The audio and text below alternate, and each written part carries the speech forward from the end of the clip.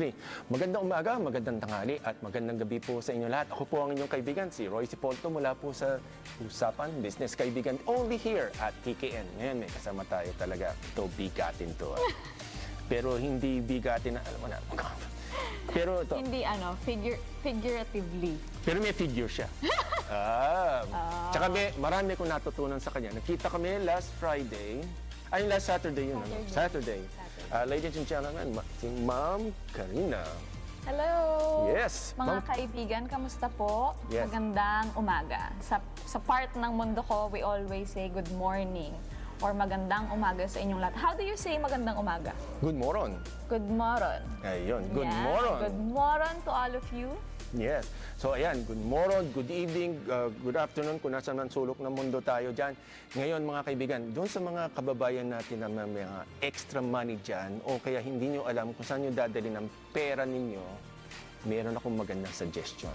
So si Ma'am Kay, wow, parang kilabot.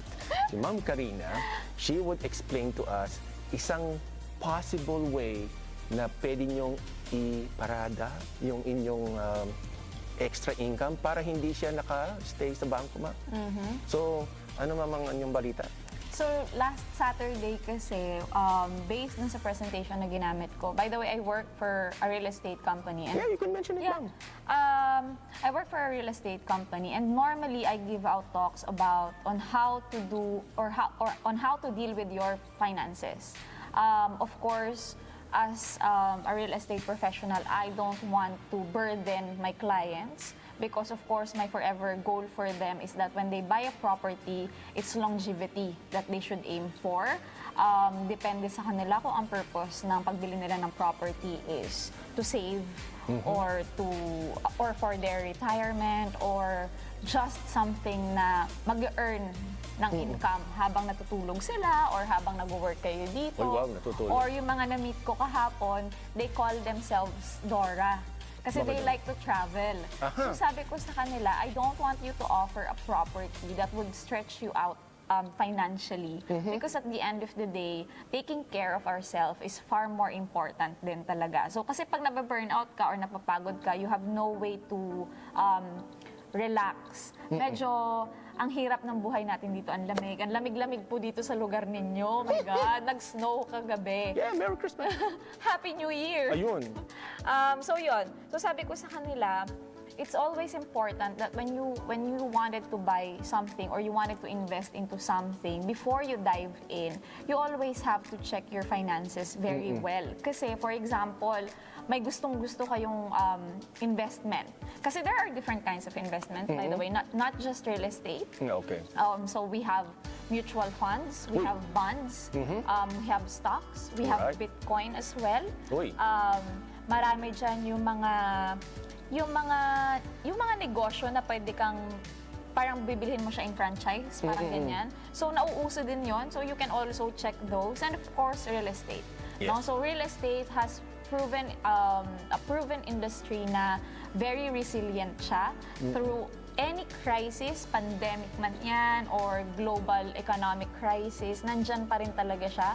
So, prices of the real estate never goes down. In fact, it always goes up. So, depende kung saan kayo bumibili ng property. So, ang dami kong sinabi, di ba? Oo naman. Oo, Hindi, pero sa napakadaldal totoo lang, natin. hindi ma'am, sa totoo lang, yung real estate, hindi kayo masyadong pagod. Kasi pag nagtayo ko sa pagkain, araw-araw yan, nakatali kayo. Ano pa yung, Totoo. oo, tapos yung mga ibang business naman, mas kukuha ka pa ng tao. Ito, nakaupo lang yan siya dyan. Kikita siya. So, parang magandang parking lot. May kasama bang parking lot yung mga ganyan? Depende. Okay, Normally we offer parking spaces so they can also buy it alongside with their unit. Pwede rin naman silang bumili. Ako, I have few na walang parking lot kasi I don't intend to live there. Okay. So, Oy, binili wow. ko yung properties for, one is where my sister lives. Kasi nag-aaral siya sa Manila. The other two, I only bought it just for an investment kasi I wanted a property that, you know, it's easy to rent out. So, for example, one of the tips that I can give you before, kasi alam ko may hinihintay siyang sabihin ako, yung tungkol, money matters yung hinihintay Ay, niya. yeah. But, Iniintay ko yung discount ko sa unit ko. but to me, it's always important as a real estate professional to give or educate my clients or to those people who are listening to me that when you buy a property, or for example, you're thinking about diving into investing into real estate properties, it's always important to look for or to make sure that you have checked first is the company that's offering the real estate property to you. It's your responsibility to do due diligence. Yep. It's very important because you need to know if that company is stable enough na matatayo ba yung building na binili nyo. Kasi baka naman mamaya hindi maitayo, bayad kayo ng bayad. Ang hirap-hirap ng buhay nangyari natin na dito yun, sa abroad. Because there's a lot of cases na nangyayari yan. Number 2, do they have offices, especially internationally? Kasi marami sa inyo, marami din ako na-encounter or maraming nagwo-walk-in sa offices namin.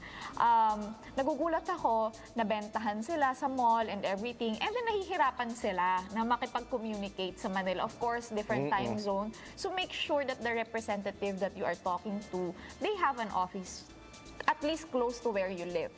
For example, here in Europe, at least they have an office in Europe. Number 3, diving into the property itself, you have to always consider location. The location of the property that you are interested in. Kasi location is very important. I would always say this, location, location, location. Yan ang pinaka-importanting bagay. Maliban sa payment terms ko, yan ang pinaka-importanting bagay that you have to consider because at the end of the day, may mga namimit ako na, ay ayokong bumili ng property dyan kasi traffic. Yun yung iniisip nila. But look at it this way, ha? Look at it in a business mindset. Kapag may foot traffic or kapag traffic, ibig sabihin yung lugar na yon is a prime location. Yep. Madaming dumadaan na tao, 'di ba? So it's good for example, you wanted to buy the property to rent it out. Madali siyang iparenta. Yeah, madali makakita ng tenant. Very Pero sa gupat, di kayo makakakita ng tenant basta-basta. Totoo naman. And then of course, pang-ilang number na ako, nakalimutan ko na. Basta marami siyang numbers. So yung sumunod po, apart from location, you have to consider what is the reason why you're buying the property. Kasi many of us, we consider, madami ako na-meet before na gusto agad nila house and lot. And then I always ask them, bakit house and lot yung gusto mo? Bakit Are ba? you retiring? Kasi some of them I agree. So kinukonsider ko naman yung opinion nila. It's not that pakialamera po ako, pero minsan talaga medyo sinusway ko sila sa ibang direction because I met a lot of clients na they would insist on buying house and lot because it's for their retirement. And they're young. They're like 30s, 40s. So sabi ko, how long would it take for you to retire? Maybe another 20 years? 25 years? Sinong titira sa bahay nyo? Kamag-anak. Diba? So, minsan, pag uwi nila, dilapidated na yung property. It's so hard to have it rented out. So, yun. Yung mga ganong instances, sometimes naman, gusto ko po, may kakilala ko dyan, gusto niya lupa. But then again, you know, it's, if expert ka sa, like you, kasi you do raw land. So, kung expert ka doon, even my parents, they're very expert on that. I never tapped into it kasi sila naman yung experts. So, if I'm interested in raw land, sa kanila ko na dinadivert. May kasama pang rebelde yung nabili namin. Mga kaibigan ko dyan sa mga isang isla dyan sa Visayas, may kasama po kami mga rebelde. Pero Yun ang tagabantay mo ng property.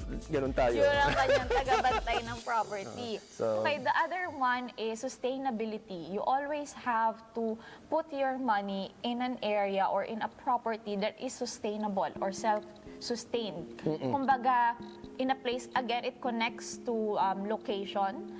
Of course, dapat yung property na bibilhin mo. Parang ganito, parang city center. Very close to city center, madaming foot traffic, may mga office buildings, so it's easy to rent out. It's easy to flip or it's easy to do reselling. So again, ito yung 3 options nyo when you're buying a condominium in the Philippines or properties in the Philippines. Di ba, naisingit ko siya. Oy, makinig kayo. Ito, pagkakataon nyo na Ayan, so kumita sa mga pati. interested dyan, ako, I always tell my clients, for example, bibili kayo ng property na pre-selling. So pre-selling, ang ibig pong sabihin yan, it's either kaka-launch ng property or ginagawa pa siya under construction. So, minsan, may mga questions. Pero sure na yan na Yes. May kasi meron siyang set date kung kailan siya matatapos. Okay. bakit maraming taong bumibili ng properties nang nasa pre-selling stage. Ako po, most of my properties, I bought it during the pre-selling stage. I have 2 condos that I bought na RFO. Na RFO meaning ready for occupancy or Uy. pwede mo nang lipatan. So the property that I bought for my sister, actually, the same day, I paid for the reservation and down payment. And then after a week or so, nakapag-move in kami. Kasi yun, I'm renting a property for her, tapos na-realize ko, bayad ako ng bayad sa renta, Wala hindi mawawala. naman napupunta sa akin, diba? So, bili na lang ako ng property, tiisin ko na lang yung monthly amortization. Thankfully, Wow, graduate titiisin, na ha? siya. Thankfully, graduate na siya. At mag-aasawa na siya. Hindi po Bukas. siya pwede mag-asawa. Bawal siya mag-asawa hanggat wala po akong boyfriend. Ayan, okay. Mamaya pag-uusapan natin ng boyfriend at andito yung mga contact numbers. Ha? Nasa Tinder po siya, tsaka sa Grindr. Di ba pang ano yun? Hindi, babalik ko tayo Anyways. off topic. Maibalik ko lang. So there are 3 ways why a lot of people or why a lot of investors would dig into buying a pre-selling property because first off, value for your money kasi mataas pa yung yield nyo for market appreciation. What is market appreciation? Yun yung pag-increase ng value ng property. So normally, during its pre-selling stage, for example, roughly it would take around 4 to 5 years for the developer na matapos yung isang building na yon or yung property na binibili ninyo. Ibig sabihin, in 4 to 5 years time, nag-grow yung pera ninyo because nag-i-increase yung value ng property over time. In some instances, unfortunately, wala kasi akong presentation dito, but in some instances, for example, yung Eastwood unit ko, if you are not familiar, Eastwood is in Quezon City, Libis. So during its pre-selling stage, it's around 1.5 million to 2 million for a studio unit. Oh, isang kotse lang yun. Yes, for a studio unit. That was way, way, way back. But when I bought my property there, last 2020, it was already around 6.5 million. Pero ang presyo niya na ngayon, that unit, ang presyo niya na ngayon is 7.8 million. Imagine, gawa na yung property ko nun, ha? Kumbaga, nung binili ko siya, nilipatan ko na siya kaagad, Kita mo nga. pinaparentahan ko na siya. So, nag-i-increase pa rin siya in value kahit ready for occupancy na. How much more kapag bumili ka ng property na kino-construct pa lang nila? Of course, when they construct, again, I would go back or I would circle back to location. So when you buy a property na nasa center or prime yung location like where we are now, hindi ko po alam kung nasaan kami actually. Nasa city center ng Stockholm. Nasa city center, somewhere in the city center of Stockholm. Nakalimutan ko na sabihin ko. Ayun. So, kapag nasa city center ka, of course, magsisilbing amenities ng building mo, yung mga surrounding buildings dyan. Let's say, for example, yung shopping mall na NK. Imagine living just right next Oh, to may NK, grocery sa diba? baba, may Asian grocery store. sa baba, may Asian store, malapit Burger sa King, Central may- Station. You have a lot of commercial shops here. You have a pharmacy. Malapit you sa have dagat office rin dito. building. Ah, really? O, tsaka yung Royal Castle, 5 minutes away. So, yun, nagiging factor kasi siya sa pag-increase ng value ng property. Also, when you buy during the pre-selling stage, normally, either may promo si developer, may launching price sila, or mababa yung monthly amortization. So, going back to the thing that you wanted me to discuss, kasi he called me after the event because I think I may have said something during nung event na yon na na-pick yung interest niya. So, kasi I discussed na what if, for example, kayo dito sa Sweden, what if you would save 2,500 kroners? Actually, may kodigo ako. Sige, pakita Para- mo. Explain mo. Ito yung kodigo ko. So I have Ilalagay natin yan sa computation. screen. Yes, I will give you a copy. So we researched this one. So for example, you would save up 2,295 kroners. So that's 2,295 kroners a month. Annually, ang na-save mo po is 27,540 Swedish kroner yan. Apparently, dito sa Sweden, kapag may savings account ka or yung magsisave ka sa bangko, ang maximum interest nyo kasi is naglalaro siya between 4 to 4.25. Depende sa bangko. Pinakamataas nyo na is 4.25% kapag inilagay nyo po yung pera nyo sa bangko. Again, don't get me wrong. Baka sabihin nyo, bakit tinuturuan nyo kami na wag mag-save sa bangko? It's very important that you have savings in the bank also. But do not put all your money there kasi patutulugin nyo siya. For example, in the Philippines, I mentioned earlier yung bonds. Oo. Naglaro ako dyan kasi I wanted to try para naman alam ko kapag ina-explain ko siya. So there was one time na nag-bonds ako. Parang naglagay ako ng 50,000 pesos. So yung pera ko nasa bonds lang siya ng isang bangko. After 5 years, na-interesan naman ako ng 50 pesos per year. So I got 250 pesos. So ang Out naging of the pera 50 ko na is 50,250 pesos. Di Big ba? Ang time. saya. Big time, big time. Ang saya. So nalungkot Di ako. ka ba Parang sabi nalugi? ko, Hindi ka ba nalula sa... na-frustrate ako kasi sabi ko, my God, pinatulog ko yung pera ko for 5 years sa bangko na to. Tapos 250 pesos lang yung in-interest niya. So same goes with the bank. So balik tayo doon. Kung 2,295 ang savings mo, kumbaga, yun na yung parang panggala mong pera or extra money mo na apart from your own savings, ang interest rate niya annually is 501.32 kroners. That's annually, ha? Yung sa kroner po kasi, doon sa mga hindi taga Sweden po, sa ngayon, as of November something ngayon, times 6 pesos so ang isang kroner. So times 6 nyo lang ng time. Pag kayo, times 6 lang, times 6. So sinasabi ni Madam na 2,000 plus. So nasa under 13,000 pesos lang isang buwan po yun. So, Roughly 13,200, mga ganyan. Kita mo nga. Mga ganong halaga siya.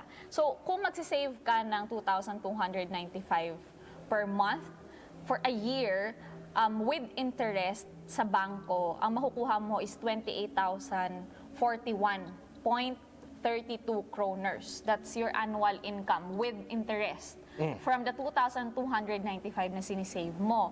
If we multiply that by 5 years, that's roughly around 151,000 kroners. Sinabi mo eh.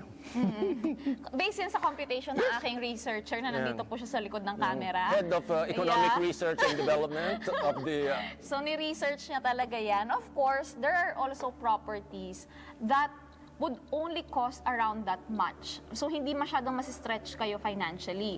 And if you put your money into, for example, one of our properties that we offer, it's roughly around the same amount. Kaya yun yung ginamit kong computation. So, yung monthly amortization niya is around 2,295 lang per month. It is the same thing actually. So, in 1 year, 27,000 din naman yon. Right? So, sabihin mo, paano naman ako kikita doon kung same lang naman pala sila?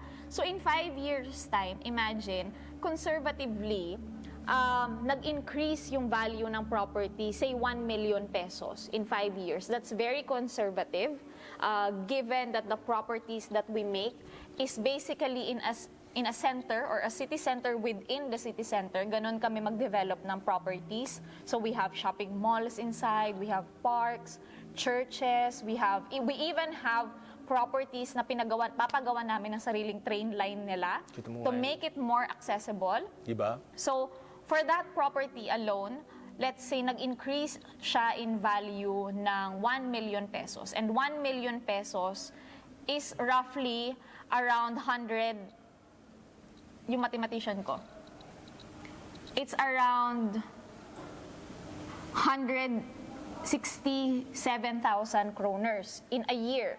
Or in 5 years, that's your income pala. So, totally, yung sinave mo na 2,295, nilagay mo siya sa property. Diba? In 5 years' time, ang naihulog mo sa property is 137,000 kroners. Hindi ko pa nakakalimutan yung 250 pesos mo. Hanggang doon pa lang ako. Joke lang, pero hindi. Pero kita nyo, maganda yung mathematics, sa totoo lang. Diba? So, if we total your 137,700 na naihulog mo for that property, that's only 2,295 kroners per month. Ang total niya po in 5 years time is 137. If we add the market appreciation, yung pag-increase ng value ng property, na ang computation ko po is only 1 million pesos in 5 years time. Very Conservative conservative na yon. That's roughly around 327,000 kroners in 5 years. Oh. So, ang kinita ng pera mo na hinuhulog-hulog mo is 327,000 compared kapag nilagay mo siya sa bangko. At hindi mo rin lahat yan dapat ilabas ng isang baksakan lang. Yes. Para 5 ka lang years. din nag-aalkan siya. Para ka lang din nagsisave sa bank. Kasi if you tell me, for example, kuya, na yung 2,295 mabigat siya kapag inilagay mo siya sa investment. Because then again it's not difficult to invest your money. You know what's difficult? What's difficult is committing to it. Totoo yun. Your commitment, kasi syempre hindi lang sa relasyon, kailangan ng commitment. Oy, wow. Yes, pati po sa ating future, dapat committed tayo. Because I started investing when I was 26. Okay, Because 27 pa lang mo siya. 27 pa lang ako ngayon. Yes. Rounded off na yan, to the nearest 1,000. But then again, my goal was to retire by 50. 28. By 50. 50. By 50. So I have ample time pa kasi I wanted my properties to be paid off by themselves. Kasi for example, you would buy a property in the Philippines. Tapos sasabihin mo, gusto kong bumili ng property dyan, kaya kong hulug-hulugan monthly. Pero anong gagawin ko sa property ko? O yun. Madalas That's yan tanong. where property management comes in. In fact, yun yung isa sa mga bagay na na-realize ko because I've been in the real estate industry for 10 years. So, ang dami ko ng mga clients na na-turnover na yung unit nila. Nakakatuwa naman kasi the moment na ma-turn over yung unit nila, mabigay yung susi sa kanila, ang next na tawag nila, ma'am, gusto kong parentahan yung unit ko. Ano po gagawin ko? Of course, before I would recommend them or I would refer them to my leasing brokers because I know few people and yung mga tao na nagpaparent mismo ng sarili kong unit. But then I decided to just create. Dahil maraming naghahanap. Yes, maraming naghahanap. And then it's not only for my own clients kasi sometimes I would meet people from the event as they already have properties as walang nagmamanage for them. So I decided to create a company that would help them. But this is just for leasing ha. Oo. Pwede ko po kayong i-refer, kunyari, bumili kayo ng property tapos ibibenta nyo in the future. I-refer ko kayo sa mga nagbo-broker na You'll kakilala never know, ko. di ba? Yeah, kasi you'll never know what you wanted to do with the property. But I've met a lot of people na ang gagawin nila, bibili sila ng property sa Philippines. Kasi grabe yung your market appreciation natin, grabe sa Philippines. Ang ginagawa nila, bibili sila ng pre-selling sa Philippines. Yeah. If-flip nila yung property, let's say after 5 years, na turnover na, bebenta nila yung property, syempre nag-increase na siya in value. Oh, yeah. Ginagamit nila yung pera pang down payment sa mga properties kung saan Tuloy-tuloy sila na yan. nakatira. Tapos it's a cycle na ngayon. Yeah, So, and then- ano na yan? Pag ganun. Pag ganun. Nagro-roll lang siya na nagro-roll. I have one client, actually I learned so much from her kasi medyo familiar naman ako with, I mean, hindi medyo, but I'm familiar with how you do real estate in the Philippines. Paano yung laro, yung market. Pinagsama ko yung laro at saka market. Kasi may sa isang playground rin po yung mga condominiums doon. Yes, may mga amenities naman lahat. But I have this one client and when I ask her, she's my age, when I ask her, what do you do with your properties? Kasi nagtaka ako, she already owns 2 buildings na pinaparent. Buildings. Guys ha, hindi Buildings. units, buildings. Yung parang ganyan. Oo. Ayan o, yung parang ganyan. Ayun, yung nasa likod For namin. demonstration purposes lang ho yan. Yeah. Your height it may vary from building to building and country to country.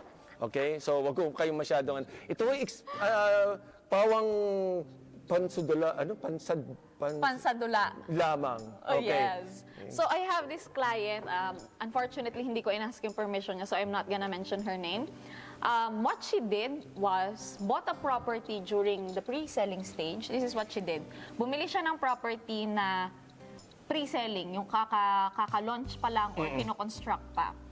Pinay off niya yung buong amount. Ano ibig sabihin nun? Yung binayaran na lahat? Ibig sabihin, during the 5 years, kasi yung naguhulog-hulog ka sa developer, 0 interest yan eh. Diba? So, pwede mong dagdagan. Yun naman yung kagandahan kapag pre-selling, mababa yung monthly amortization mo. Kasi naka-stretch yung down payment. Kasi hindi pa naman siya tapos eh. Why would you have to pay the 20% down payment kung kino-construct pa lang yung property mo, diba? So, pwede mong dagdagan yung hulog mo. In this case, for example, 2,295 kroners lang siya per month. Tapos yung presyo ng property, sabihin natin na 4 million pesos. Let's say ganyan. Pwede mong hulug-hulugan, pwede mong dagdagan yung 2,200, gawin mong, kunyari, may extra money ka, gawin mong 5,000 pesos. Or, pwede mong i-divide yung presyo ng property in 5 years' time. Which is ganun yung ginawa niya. So, for example, ang presyo ng property is 4 million divided by 60 months, kasi 5 years, that's around 60,000 pesos. Diba? 60 That's around 60,000 pesos per month. So, Roughly, maglalaro po. Mga 10,000 crowns po yun. Oo, maglalaro Ish, ng mga ganyan. mga ganyan. So kung kaya mo yon, ika-5th year, fully paid ka na sa unit mo. Hindi mo kailangan mag-loan sa bangko. Hindi mo kailangan mag-mortgage. So pag nag-loan ka kunwari sa bangko, may interest yung part na yun, hindi? Yes. Okay. So Yun- malaki na matitipid mo doon. Malaki yung matitipid mo. So ang ganun yung ginawa niya, pinay off niya yung property niya during the Yan, teka, ayusin lang natin. At mga B-rolls natin to. Nasaan na daw yung kausap mo? Andiyan na? nasa may Pong something daw sila. Pong? Pong Ano? buffet. Aha, kasi may, doon yung sa gawin natin. Okay, okay. Last na ito. Kaway Join ka. us for dinner. Okay, gawi ka muna dito. Kaway ka lang ng konti, ha? Para lalagay ko kasi dito yung information sa side na ito. Eh. So, 1, 2, 3, konting emote-emote dyan. Yan. Wala naman audio ito eh, pero ayan. Sige, yan. So, balito.